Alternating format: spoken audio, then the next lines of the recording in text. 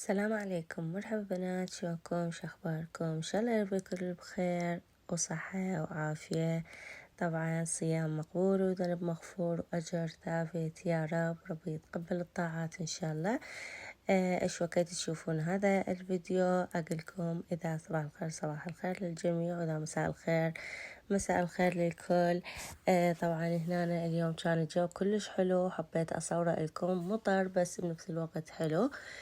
اليوم الفطور مالتنا بنات دولمة، وحبيت أشاركه وياكم. دولمة أو ورق عنب، انتو شو يسموها. طبعا أنا سويتها بالسلك، سويتها بالورق عنب لأن يحبوها شوي حامضة. المكونات بنات بصل، بصل مثل ما تشوفوا قصته ثارمته ناعم، ولحم، وطماطة ثرمته ناعم، ودبس الرمان، وهي المكونات مالتنا طبعا أكيد الكل يعرفها.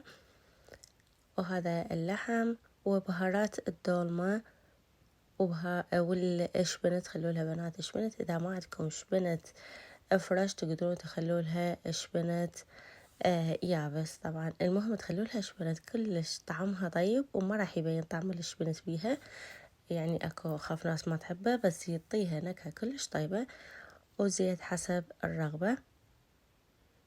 هاي المكونات وأكيد الكل يعرفها. طبعا هذا الفيديو مو تعليمي، إنما شاركتكم فطوري هذا اليوم، واللي حابة تسويها يلا قوموا سووها لأن سهلة وطيبة وخفيفة. أكو بنات طبعا يسووها بالدجاج حتى تكون صحية أكثر، تقدرون تسووها أو تسويها باللحم. طبعا أنا هنا خليت لها زيت الزيتون، وما ضفت لها ليا مالية، يعني خليتها تكون شوية أقرب للصحية.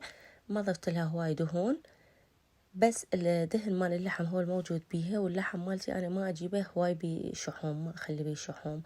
البنات اللي يردون يعني يحافظون وما يردون يعني شلون نقول يخلون بيها هواية سعرات. ما خليت بيها ليا ولا خليت بيها دهن عادي، خليت بيها زيت الزيتون، يعني أقرب للصحية. وإذا حابة أسويها بالدجاج بعد أفضل، وهم تطلع طيبة. هنا أنا المكونات كلها خبطتها سوا. هاي دبس الرمان، وقلت لكم سويتها بزيت الزيتون، وخليت اللحم والبصل والطماطة اللي ثارمتها ناعم، والشبنت. وهنا الجماعة يعني عندي بالبيت يحبوها تكون حمضة وحمرة، فأنا أخلي لهم هنا طماطة، وأخلي لهم معجون، وأخلي لهم دبس الرمان، وأخلي لهم ليمون. انتو شلون تحبوها سووها. إذا تحبوها صفرة يعني مو حمرة لا تخلوا لها معجون، وإذا تحبوها حمرة خلوا لها بنات معجون. وهنا أنا خليت الليمون مثل ما قلت لكم لأن يحبوها حامضة. أكو ناس يحبوها حامضة حلوة يضيفون عليها شوي شكر على مود تطعم الحامضة حلوة. وشوفوا هذا الزيت ما استعملت ذاك الزيت، استعملت هذا الزيت اللي هو زيت الزيتون. ضفت عليها.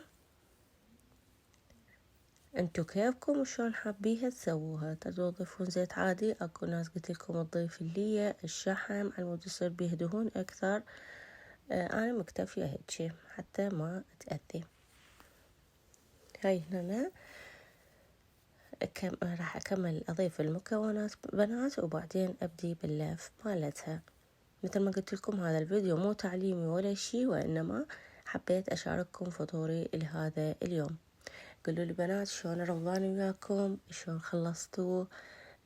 الحمد لله والشكر، انا اشوفه خفيف الحمد لله. بالاخص يعني كل سنة يجي يعني بفصل يكون حارة، بس هاي السنة الحمد لله والشكر الأجواء حلوة بين المطر بين البرودة.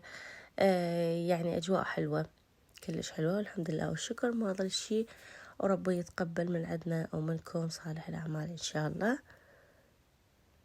ويرحم الأموات يا رب. طبعا هنا أنا بنات بقيت يعني مثل ما تشوفون يعني كملت المكونات، وهنا أنا قعدت ألفها. هنا أنا لفيت كم وحدة قبالكم، وبعدها كملت اللف مالتي. طبعا بنتي الصغيرة كانت تساعدني باللف، وكملناها الحمد لله والشكر. صارت الصينية كلش كبيرة وخير وبركة. وبنات أني هنا همتا ضفت ملح، يمكن ما قلته بالمكونات. الملح حسب الرغبة انتو ايش قد تردون تخلون عليها. هنا أنا جايبة الورق عنب مثل ما شفتوا. هاي القواطي الجاهزة تكون يعني ما أجيبه هواي، يعني ما أجيب ال اكو يعني هيجي باقات او يعني كبار سلق. اجيب هاي القواطي الصغيرة وتكون فريش. طبعا هنا يعني مثل ما نقول التاريخ مالتها موجود وهاي يعني، فتكون زينة نظيفة وما بيها شي. فأجيبها وأستعملها كلش طيبة، وبنفس الوقت تستوي بسرعة ما تطول. وهنا أنا كملت اللف مالتنا. طبعا قلت لكم سويت كم وحدة وياكم. وطبعا أنا طلعت لبرا، شفت الأجواء برودة على مطر. فطلبوا مني دولمة. قلت يلا هو الجو هسه يراد لو دولمة لو تشرب عراقي، يعني مبين من شكله. فسويت لهم دولمة والحمد لله والشكر.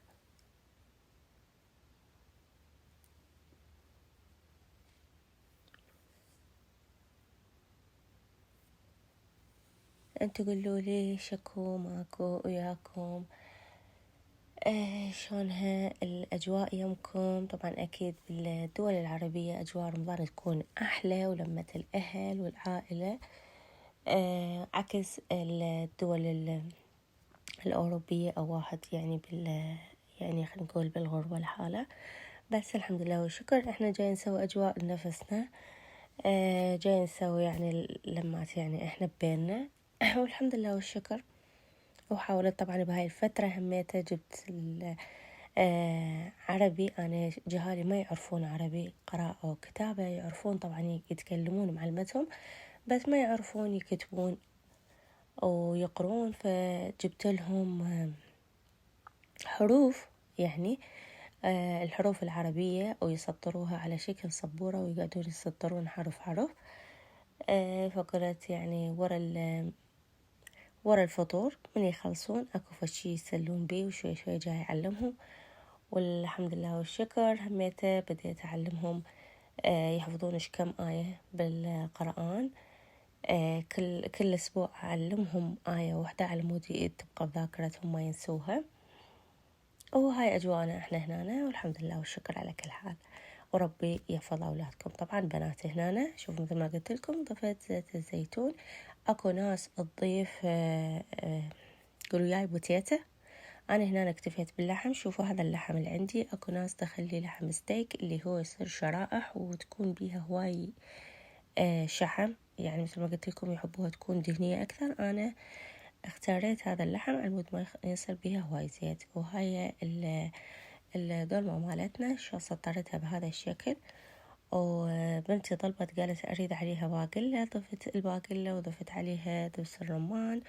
وهنا أنا قصيت ليمون مثل ما شفتوها. وبنات أنا أخلي عليها يا أما هذا القبق مال قدر صغير، يا أما إذا عندكم صحن تقدرون تخلوها ليش على مود ترص الجوة وما تقلبوها راح تكون شكلها مدورة وما تخرب، يعني ما من تستوي ما تنفخ ويطلع من داخلها التمن. وهذا طبعا عذرا على المنظر، بس أنا يعني راويتكم مثل ما أنا سويتها.